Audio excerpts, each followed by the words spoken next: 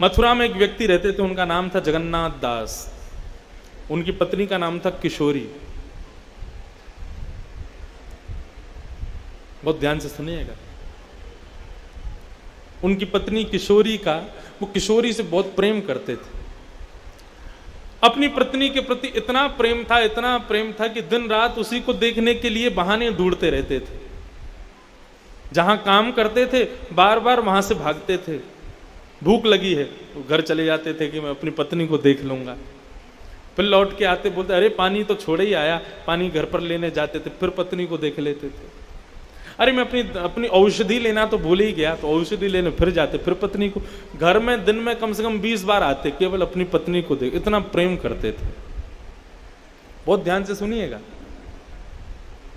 इतना स्मृति, इतना प्रेम अपनी पत्नी के प्रति उनका था। एक दिन भोजन पाकर के अपनी पत्नी को निहार करके जब गए, बहाना ढूंढ रहे थे कैसे जाऊं वापस, कैसे जाऊं वापस। तो जब जाते थे और घर पहुंचते थे तो ऐसा कुछ करके जाते थे कि उस बहाने दोबारा आना पड़े।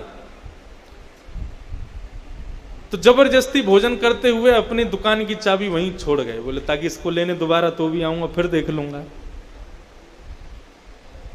चले गए दुकान, लौट करके पहुंचे तो साथ में जो दुकान में और काम करते सेठ जी चाबी, बोले अरे वो तो घर ही रह गई। फिर लौट के गए।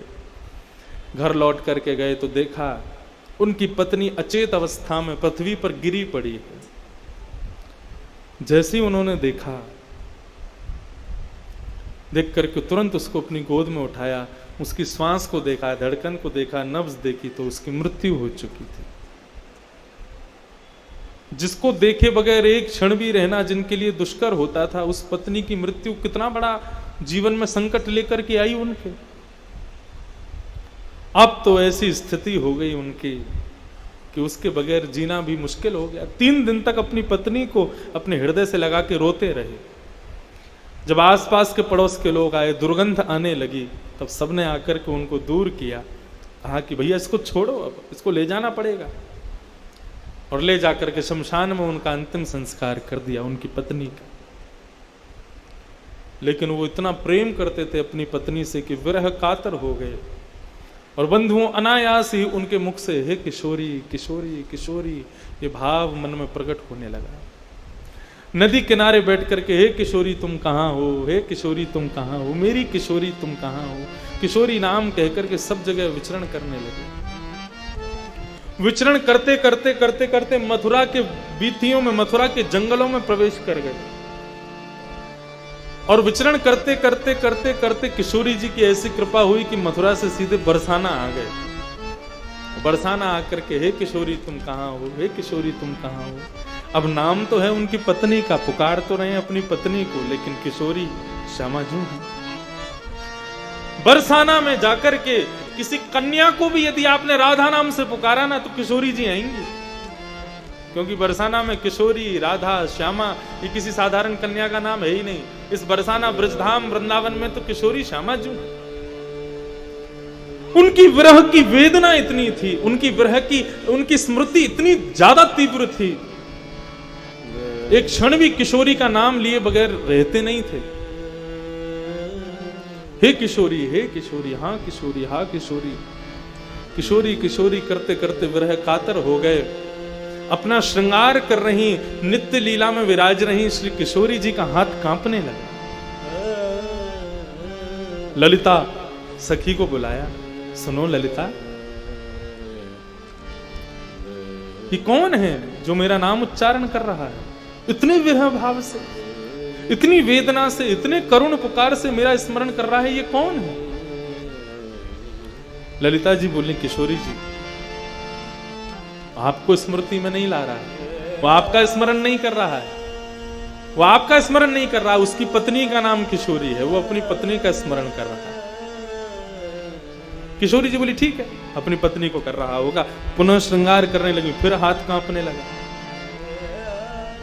किशोरी जी मनी मन विचार करने लगी, ललिता जी से कहने लगी, बोले वो भले ही अपनी पत्नी का स्मरण कर रहा है, लेकिन उसके भाव में इतनी करुणता है, इतनी सरसता है, इतना विरह है कि मैं किसी भी क्रिया को करने में असमर्थ हो गई। जब तक उसको बुला नहीं लूंगी, जब तक उसके सिर पर अपने दोनों वरद हस्त रख नहीं दूंगी, जब तक उसको अपने दर्शन दे नहीं दूंगी, तब तक वो शांत नहीं होगा। कृपा करो, उसको बुलाओ।